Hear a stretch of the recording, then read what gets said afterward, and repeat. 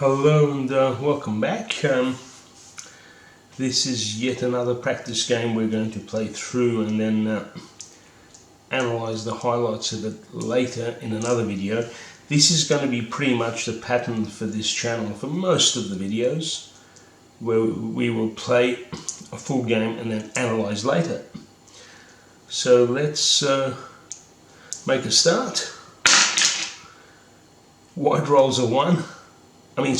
Black rolls a 1. Black rolls a 1, and white now has to roll a 1 in order for another roll to be made, otherwise white gets the first roll. So white rolls a 2, so white's got to play a 2 and a 1. 2 and a 1, and I say this every time I roll a 2 and a 1, 2 and a 1 is seldom a good roll. I have come across few situations where 2 and a 1 is a good roll. Most of the time it's a pretty bad ordinary roll at best.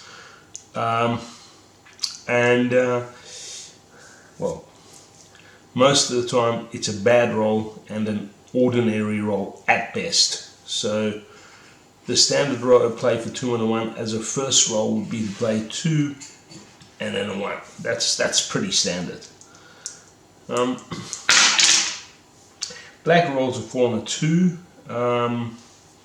So 4 and a 2, standard play for 4 and a 2 is there.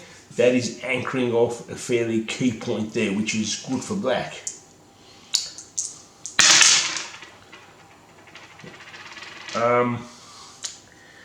Now white rolls a 5 and a 2.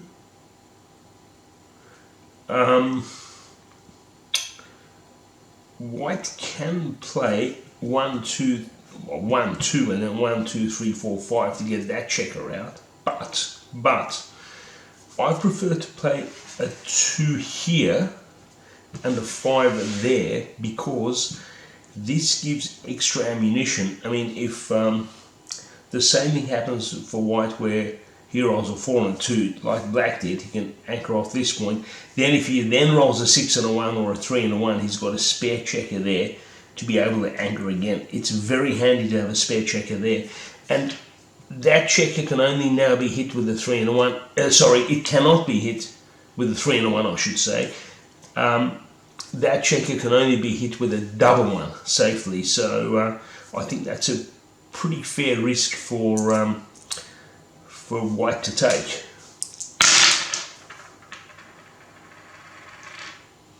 So now black rolls a 5 and a 2. What I'm going to do with the 5 and a 2 for black, I am going to play the 5 there. Again, create an extra checker there in case black gets a 3 and a 1 or a 6 and a 1 in the near future, to have an extra checker there, just like white has here, for a potential anchoring. And I'm going to play the 2 there to advance that checker there pretty early in the piece. It's always handy to advance these checkers at the back here. I always encourage that.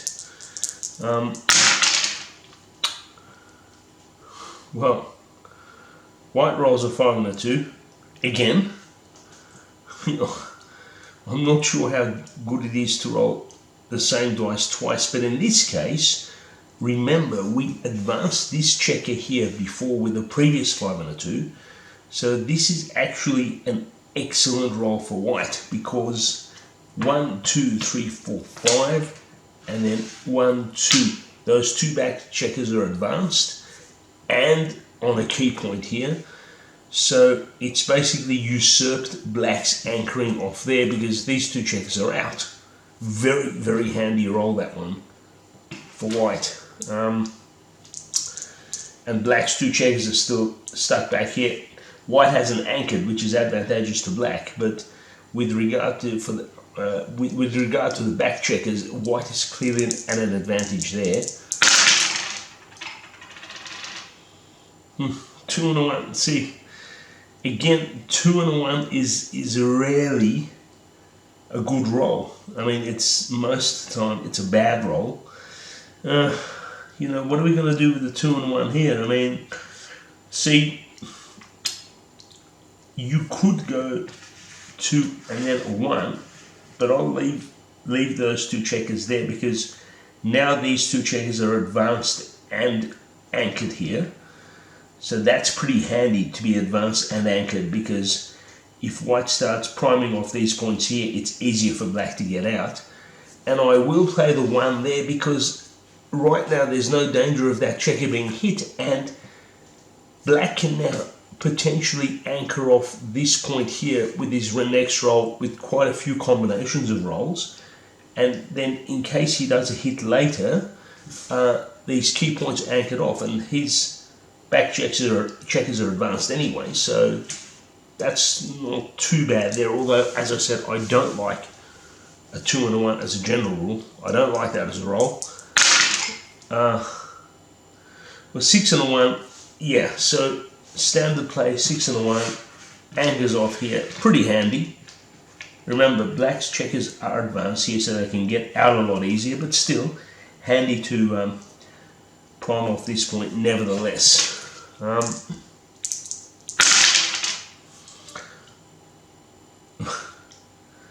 Black rolls a 5 and a 2. I mean, yeah, can't really anchor off there. See, he could go 1, 2, 3, 4, 5, and then 1, 2. So you could play 5 with that checker there and 2 with that checker and anchor off here. But yeah, I don't like anchoring off that point when that point can be potentially anchored off. I'll wait to see if I can actually anchor off this point here. Well, see, with a 5 and a 2, black can play 5 and 2, would create a bit of a candlestick here. I mean, you shouldn't play 5 with that checker there. You're going to bury that checker, and as I said, 5 and a 2 here, I don't like it very much. So he could go 1, 2, and then 1, 2, 3, 4, 5. Would leave that checker on its own, which isn't too bad. Or he could go 2 here and then 5 there, perhaps. Now, if he plays a 2 here, that means, yeah, he can still be hit and anchored with a 3 and a 1. See, really, 5 and a 2 right now is a dilemma for black, because he could play a variety of moves, and then really it just depends on what the dice is going to give him next. I mean, yeah, you know, should he play conservatively and move that one? That's a conservative play if you play 5 and a 2 here, because you are basically leaving these 2 checkers anchored here. But see, leaving these 2 checkers here means, as long as you leave them anchored here, it means you can only safely escape those 2 checkers with a high double, like one. A double 2 would advance them here, which would be fine. But you could really escape with, say, a double 6, you know, and that'll be a running game anyway. Look, just for now, I'm going to play 5 and a 2 here, just for now. That's pretty harmless. I was thinking of advancing that checker along, but it's pretty harmless to leave these 2 here and play the 5 and a 2 there. That doesn't seem too bad. Let's just be conservative for now. I just had a bit of a dilemma, but really one's as good as the other. Let's just not take a risk just yet. So when it finishes rotating, okay, here we go. 4 and a 1. Well, you know, again, not the best. Not the best roll.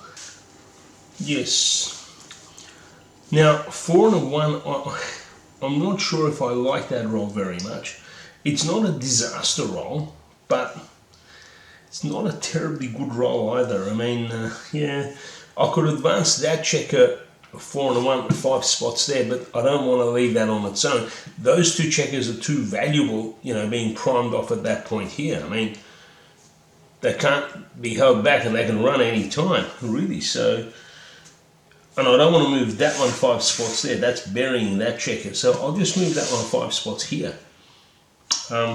Yeah, really, that's the only viable option that I see for white for that particular roll. 5 and a 4. Yeah. 5 and a 4. It's not that good for these two checkers. How would you play a 5 and a 4 here? Well, see, not the ideal roll for black. 5 and a 3 would have been perfect. You would have advanced that checker 5 and then 3 spots there and anchor off here. Yeah, I don't like the 5 and the 4 that much, really. What I'm going to do, I'm going to move 5 here and then, oops, 1, 2, 3, 4 spots there. What that will do, it's the best I can make of that roll, just like this was the best I could make for white's previous roll with a 4 and a 1. Sometimes in backgammon you have to make the best of a roll. It'll give some extra checkers there to maybe prime off that point or that point. Now, one key point, a key explanation here is for me to say that while it's important to anchor off of these points here, anchoring off these points there would be useful late in the game. Not early in the game, but late in the game, in case you do a hit late in the game, where you're anchored off here. It's more difficult for your opponent to get back in, and then you can get your checkers into your quarter. So late in the game, you can anchor off these points here, but early in the game, it's really got to be these points here that are supposed to be anchored off. So like I said, we just made the best of that roll. It's going to be a 2 and a 1. See what I mean about a 2 and a 1? You see what I mean? It's, as I keep saying, it is by far the vast majority of times 2 and a 1 is a bad roll. See, yeah, I'm not going to move that 1, 2 spots there. I mean, that would be a very silly move to either move one of those checkers for a 2 and a 1. You would not touch those 2 checkers there. But now, I mean, you have to leave it with this roll. You have to leave a checker on its own. You have no choice. Yeah, see, it's an unbelievably bad roll. What I'll do,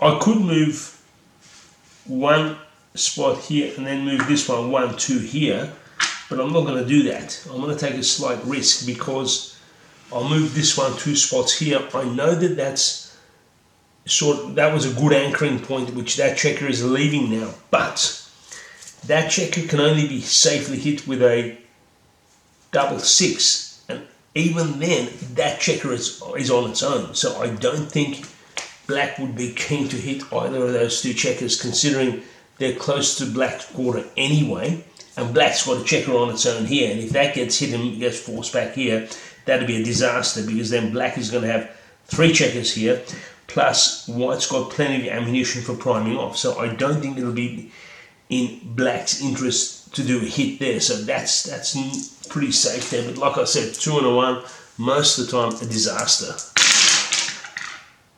6 and 2. See, now black can hit with a 6 and prime off with a 2, which is exactly what I'll do. I'll go 6, I'll do a hit there, and go 2 here. Now, that leaves that checker on its own, but that checker, well, white, has really got to get that checker in first. So the only viable option with which white can do a hit there would be a double 1, because with a double 1, this one gets back in it, those 2 do a hit there. Otherwise I can't, well, there's very few other options where white can get in and do a hit there. So that was a not too bad a roll for black. And also he's got these points primed off here, so once white gets back in, black can do a hit and a prime with any of these checkers there. So that's not too bad for black. 5 and a 2, well, white gets back in with a 2. 4 and a 2 would have been better because we would have gone 1, 2, 3, 4 and did a hit there. 4 and a 2 would have been perfect, but as it is, he rolls a 5 and a 2. That one quickly, 1, 2, 3, 4, 5, because black just had too many checkers here with which he could hit an anchor. So that check is much better off there. White's game has gone in a bit of a circle because he's ended up in his much like his previous position. But now white has his checkers spread nicely to be able to do a hit here. So black better get that checker out as soon as possible. 6 and a 5. Well, black can't hit with a 6 there because he can't then, if he hits there, he can't, he has to leave that checker on its own. So what I would be inclined to do is to go 5 there, and well, how would you play the 6 now? The only option really to play the 6 at this point would be to either move that checker 6 spots there, or to move this checker away 6 spots here.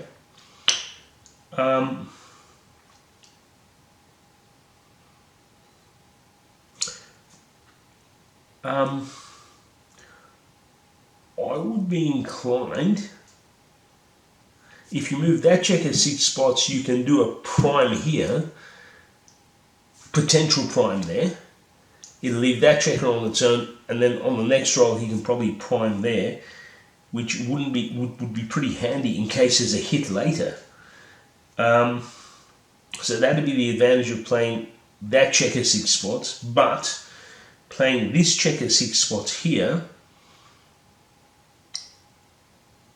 what I'm going to do, I'm going to play this checker 1, 2, 3, 4, 5, 6, because as we get towards the end of the game, you don't want to hold 2 checkers back for too long. That's the first issue. The second issue is that checker there makes it pretty dangerous for white because white can again be hit.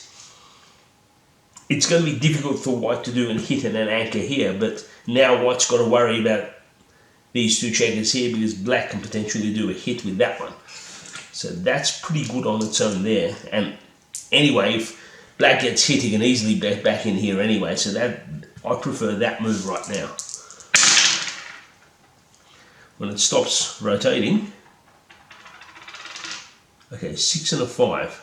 So the best play for white right now with a 6 and a 5 would be to go 5 spots there, and then go 1, 2, 3, 4, 5, 6 here. Now, please note, white could have gone 6 there, but the reason I played this one 6 spots here is because that checker there can be hit with this checker with a variety of rolls. But if I move that checker here, it can only be hit with a 1. So white has now reduced his chances of having that checker hit by getting it close to black's checker. See, 2 and a 1 for black. If black rolls a 2 and a 1 right now, that'd be a good roll. But like I said, it's rare for 2 and a 1 to be a good roll. So 5 and a 2. 5 and a 2 is an excellent roll for black, because look what happens here. 1, 2, 1, 2, 3, 4, 5. Bingo. This is what black had been praying for, to do a hit. So the ideal roll for white's next roll would be to roll either a 2 or a 3 and then a high roll like a 5 and a 6. So like a 6 and a 3 would be great, or a 5 and a 2, you know, something where he can get this checker in and get it out straight away, because if he gets this checker in but can't get it out, these checkers here are a little bit dangerous for a hit and a prime, which would make it even more difficult to for white to get back in if it gets hit again. So white really has to pray for a fairly, as I said, a 2 and a 3, a 2 or a 3, and then a 6, like a 3 and a 6, 5 and a 2, something like that. So let's see what happens. 5 and 4, white can't get back in because both 5 and 4 are closed off, so white loses the roll.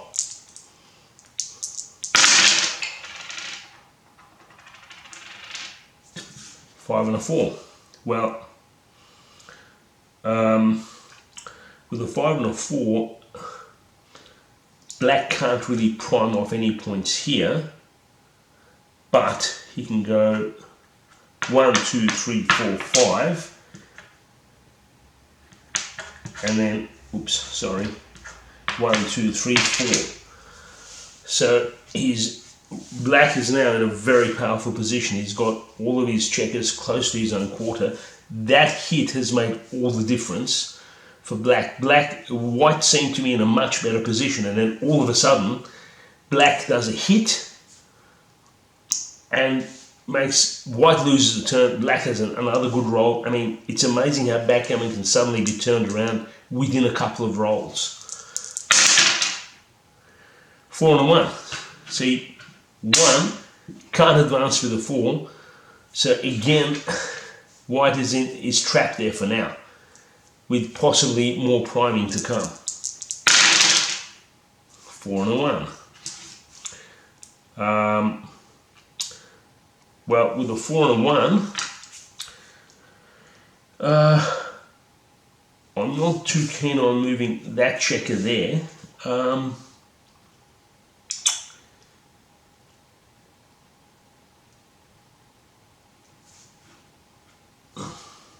See, 1, 2, 3, 4, 5. Well, 5 and 1 would have been better because with the 5 and 1 it could have been a priming here. With a 4 and a 1,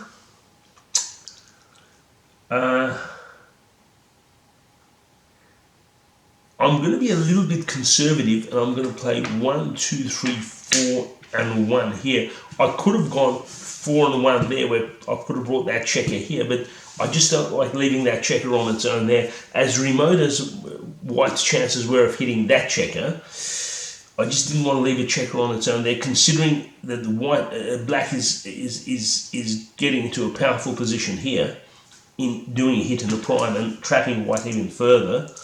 So white should really hope for it. Like a 6 and a 5 would be, well, 6 and a 5 would be a pretty good roll for white at the moment. But anyway, 5 and a 3, well, bingo.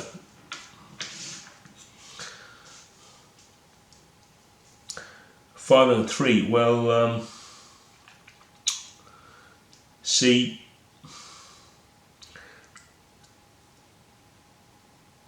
white cannot move, again, that's trapped there.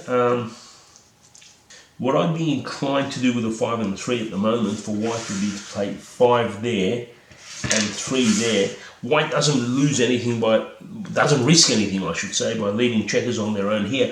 But really, I want to get white's checkers fairly close to the quarter in case that checker has an opportunity to run. At least white can then make a run for it and get his checkers into his own quarter. But black definitely has a clear advantage here right now.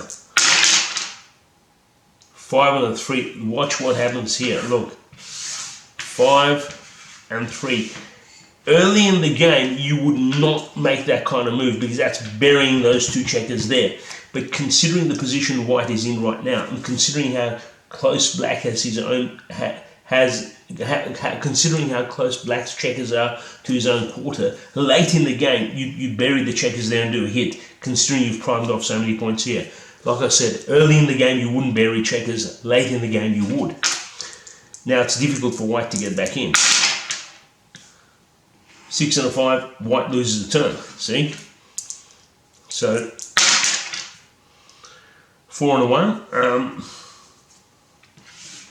4 4 and a 1 for black would, well, 4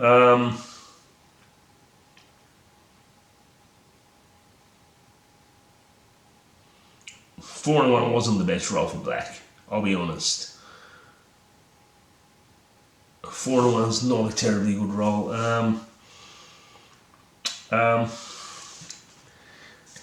What I will do with the 4 and a 1 for now, see, you could play conservatively and go 1, 2, 3, 1, 2, 3, 4, and then I could go 1, 2, 3, 4 and a 1 there, but I don't like it very much because it's creating a candlestick there. And I want to have a chance at priming that one of these points off here. So what I'll do, I'll go 1, 2, 3, 4 and 1. I know it leaves that checker on its own, but there are not many combinations with which white can hit that checker, and it's now creating an ideal situation for priming here. So if white can't hit there, black can get white in all sorts of trouble here. So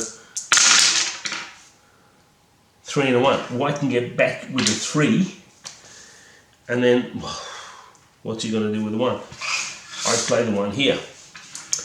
White's got to get that checker out in a hurry, and now black can now, that was a good risk for black to take because he can do a hit and a prime here possibly.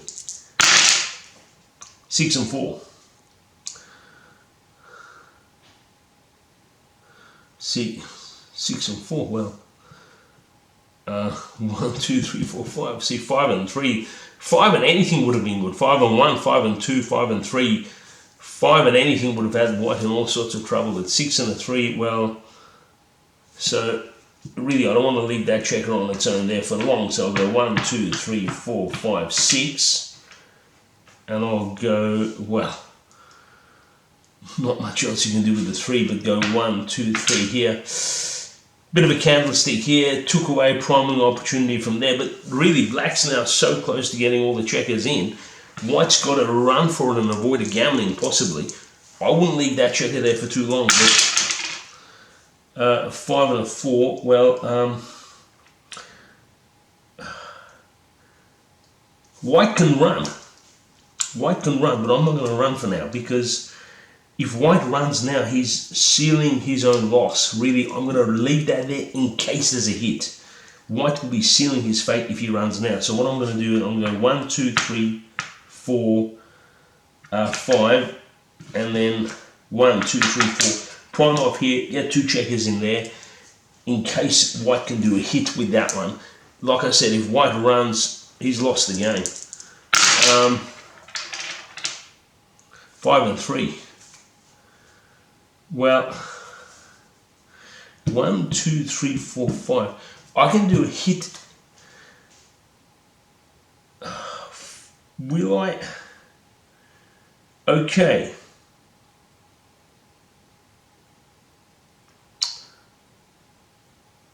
What I'll do, I could play it conservatively and go 5 there and a 3 there. That's being conservative, right? If black now plays 1, 2, 3, 4, 5 and the 3 and does a hit there,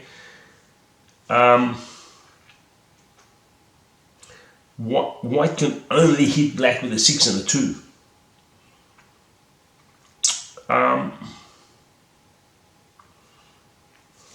White can only hit black with a 6 and a 2.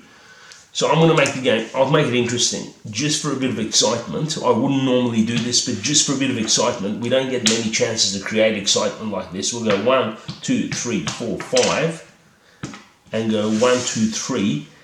If white now rolls a 6 and a 2, if white now rolls a 6 and a 2, he can hit black there. 2 and then 1, 2, 3, 4, 5, 6. That's the only way he can do a hit. Otherwise he's in trouble. 5 and a 1. Can't get in. White loses a turn. Black can now consolidate. 2 and a 1. See, this is what I mean. 2 and a 1. Really a good move, a good roll. But anyway, what we will do, we will go 1, 2, and then go 1. We are creating a priming position for possibly there. White's got to avoid a gammoning right now if he can't do a hit.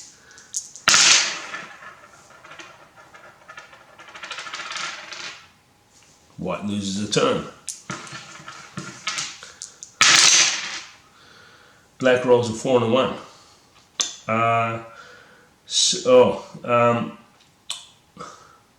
Can't really prime that point off there. So 4 and a 1, you can play 1, 2, 3, 4, and then take that one off there. White is in danger of getting gammoned right now. White is in danger of getting gammoned. 5 and a 3, loses another turn.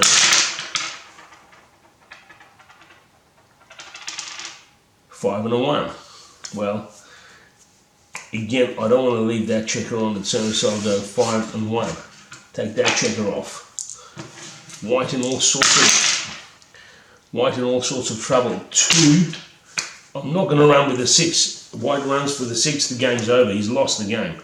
I know he's got to avoid a gammoning, but he's lost the game. So what I'll do, don't want to leave a checker on its own there, but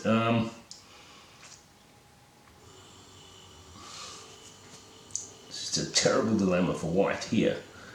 But 1, 2, 3, 4, 5, 6. Just go there. 6 and 4. Okay, so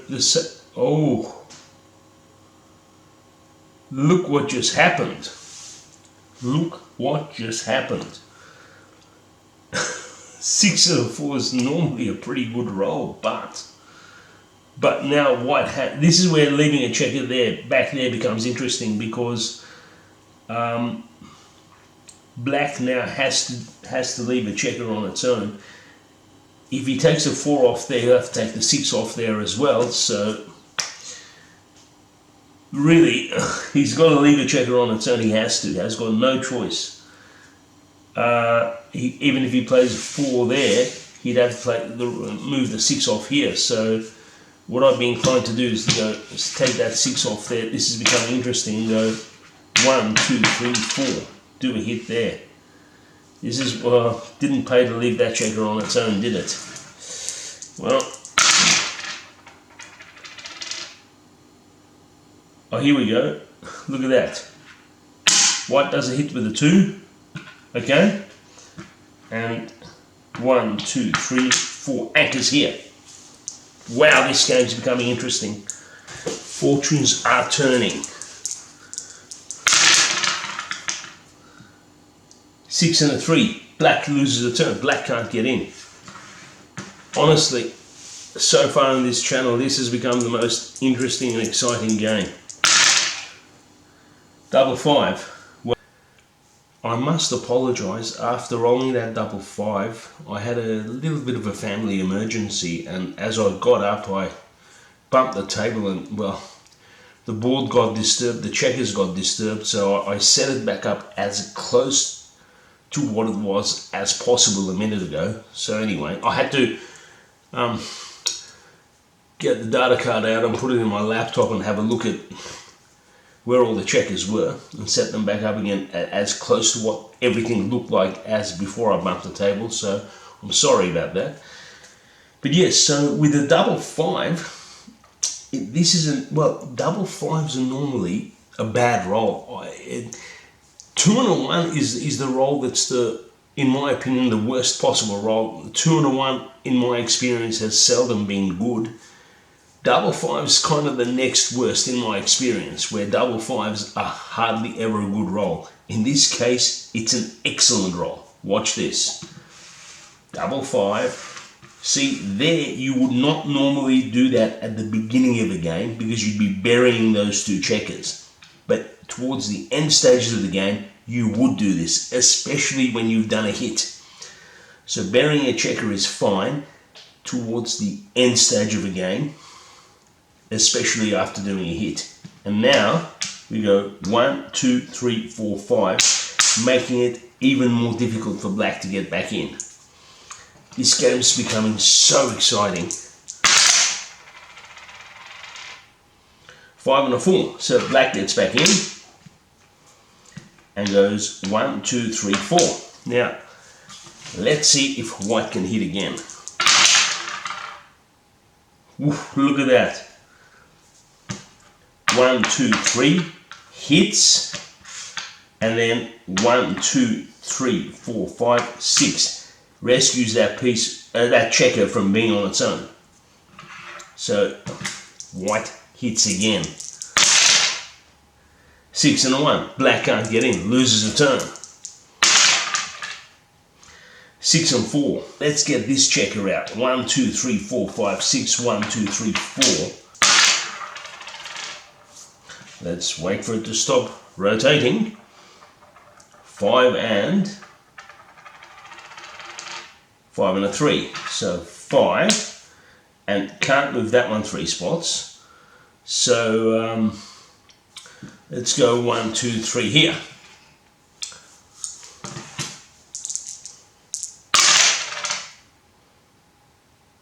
Look at this. Oh.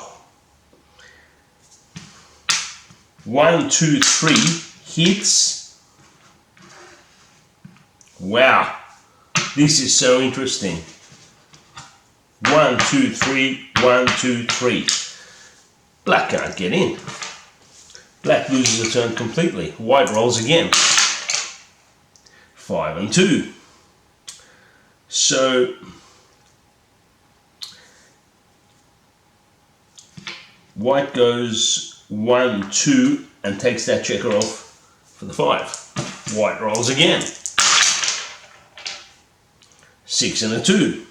Now white must take that one off for the 6, and then we will play 2 here in order not to leave any checkers on their own. So white rolls again. Uh-oh. So what happens here, if white takes these 3 checkers off and then, well, plays 1 somewhere else, you kind of leave 2 checkers on their own. Let's avoid leaving checkers on their own. So let's do this. We'll play 2 checkers here and then take those 2 off. Now black can only get in on the 2 point there. 6 and a 5. Black loses a turn. 2 and a 3.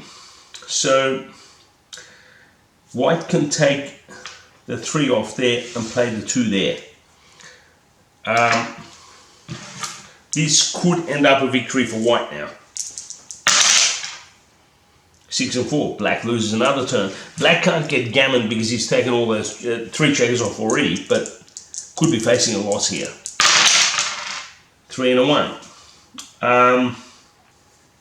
3 and a 1 is a disaster for white. And 3 and a 1 at the beginning of the game is a very good roll because you get to prime off this point here, but it's you see the way fortunes can turn around in backgammon. This has been, as I said before, the most exciting game on this channel so far. It's becoming even better with each roll. I mean, black was in a situation where he could easily have lost the game. Now fortunes have turned around with this roll because, see, white can't get himself out of trouble with this one. He really can't. There's no checker on 3. He's got to leave a checker on its own. He has no choice. Because, yeah, he's got to leave a checker on its own somewhere. See, he would not take 1 off there and play 1, 2, 3 here because that leaves 2 checkers on their own.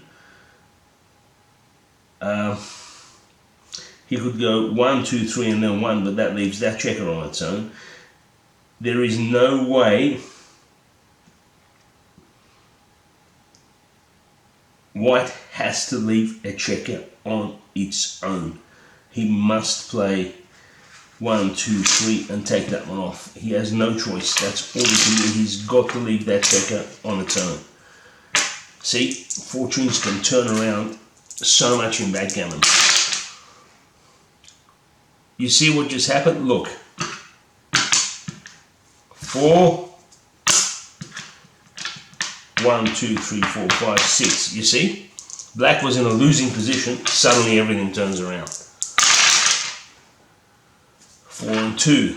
2, 1, 2, 3, 4. Anyone's game still. double 4. 1, 2, 3, 4, 1, 2, 3, 4, 1, 2, 3, 4.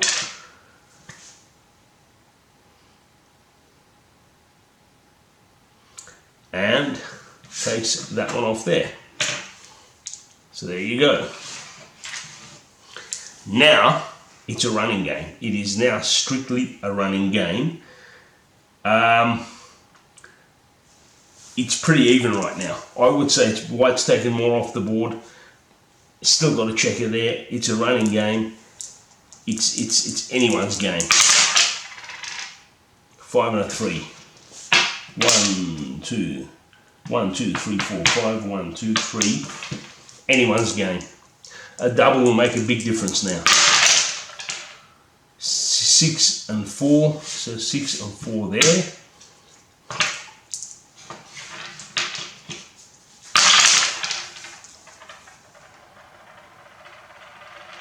3 and a 1. Again, normally a very good roll at the beginning of the game. Bad roll here. White can't get this one back in. So 1, 2, 3, 1. Not a good roll. Not a good roll at this stage of the game. See, double 3. I told you a double would make all the difference now. 1, 2, 3. Doubles just change games. Not when it stops rotating. 3 and a 4. 1, 2, 3, and take the 4 off. Right now, the game is in black's favour for sure. For sure. Double 5. Look, yeah, double 5. It's all over. It's all over. See, black rolls 2 doubles in a row and wins the game outright. And that 3 and a 1 before, where white had to leave a checker on its own, that absolutely turned the game around for black. I mean, it looked like when white had all of these points blocked off, more checkers off the board, it looked like white had the game in the bag. This has turned out, I said a moment ago, this has been the most exciting game on this channel. I think it has been by far the most amazing game so far on this channel. This game is a classic example of how fortunes can turn so many times in backgammon. If you observe all the other games in full or then analysis, they've been fairly close, fairly conservative, fairly quiet. This was such an exciting game, such a fiery game. Play backgammon for long enough, this kind of thing will happen. I have enjoyed this game immensely. I hope you've enjoyed it as much as I have. Thank you very much for watching. Thank you.